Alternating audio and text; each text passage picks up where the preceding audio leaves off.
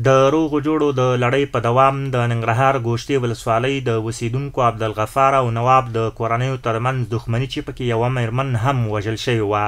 د قومونو او سرحدونو لوی ریاست او قومي مخورو د منډو ترړو په پایله کې پر دوستۍ بدله ورسره پخلا شوې. قومي مخور جانزیب او محمد انور وایي دغه دښمني د یوې میرمنې د وژل کېدو پر سر راولاړه شوې وه چې د قومي مشرانو په منځګړیتوب ورته د پای ټکی کېښودل شو. دوی د اسلامي امارت له مسؤلین مننه وکړه چې ننګرهار کې ډیری دښمنۍ پر دوستۍ بدلې کړي دي او زیاته یې کړه چې تیر کې به حکومت د دښمنۍ د حل پر ځای لاسوهنه کول او شخړې به یې زیاتولې. کې نظامونو کې خو هیڅ کله به داسې نه کېده سپین ږیري او مشر به نه تشویقېده دې ته چې هغوی دغه مسلې حل کړې وي، هغوی به زیاتولې، هغوی پکې خپلې فایدې وي. مګر اوس خو دا خو د دې نظام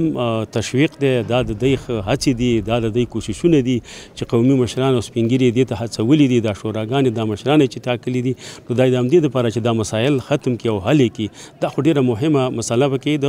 امارت ته چې امارت په دې کې تشویق نه وي او امارت یې ونه کړي، نو سپین ږیری به څه وکړي.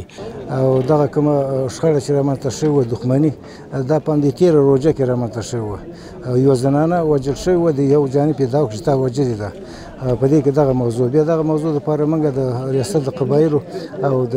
څنګه چې امیر المؤمنین فرمان دی د هغه مطابق موږ هلې ځلې وکړلې، ورلې واک یې راکړه او د مسایلې حل تاسې ولیدې په دغه شکل حل شول. خو زموږ د وطن عرف هم دی چې دغه مسایل د پای ته ټکېدو په خاطر باندې جرم کړو، نو موږ پکې جرم ایښودی چې آینده کې به څوک دا عمل بیا تکرار نه کړي، انتقام جویي ونه شي. په دې خاطر زموږ د مومن نرخ دی چې موږ به دغه جرم کړو 10 لکه 20 لکه، په دې خاطر باندې چې د آینده د قتل قتلونو مخه ونیول شي. د پخلا شوو کورنیو غړي عبدالجبار او نواب وایي د لوی اختر وړاندې پرې د پخلاینې عفوې او دوستۍ اختر راغلی او زیات خوشحاله دي چې دښمني ختمه او بیرته سره دوستان شول. زمونږ او د نواب ترمنځ یو معامله راغلې وه چې زما ورېرې په شهادت رسولې وه، نو د قبایلو ریاست نه ډېره مننه چې زمونږ او د ملکانو نه ډېره مننه چې زمونږ دغه موضوع حل او فصل کړله. دې نه وروسته چې دی مونږ به ډېره ښایسته او خوشحاله زندګي کوو. د اختر نه مخکې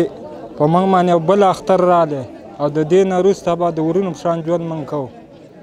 او بس موږ ورونه یاست. دغه راز د قومونو او سرحدونو لوی ریاست استازی مولوي جنید وسیق وایي په ننګرهار کې ډیری دښمنۍ د دې ریاست په هڅو ختمې شوي. نوموړی وایي یوازې روان کال په دغه ولایت کې لسګونه دښمنۍ پر دوستۍ بدلې شوي دي. نو تقریبا دغه اوس چې کومه نن د دوه جانبینو ترمنځ یوه موضوع وه، د قتل موضوع وه چې یو جانب ته یو تن پکې وژل سوی و. تقریبا دغه 40 روغه جوړه وه چې ترسره سوې ده چې په راتلونکي کې به انشاءالله دغه لړۍ جریان ولري او نور داسې موضوعات چې د قومونو ترمنځ دي، د کورنیو ترمنځ دي، چې د هغو په منځ کې واقع سوي دي، هغو ته به هم د حل یوه لاره لټول کېږي او دا مشکلات به خلاصېږي انشاءالله. د قومونو او سرحدونو لوی ریاست د مسؤلینو په وینا د اسلامي امارت واک ته له رسېدو تر دې مهاله یې ننګرهار کې 400 دښمنۍ د دوی د ریاست او قومي مخورو پر منځګړیتوب پر دوستۍ بدلې شوي دي.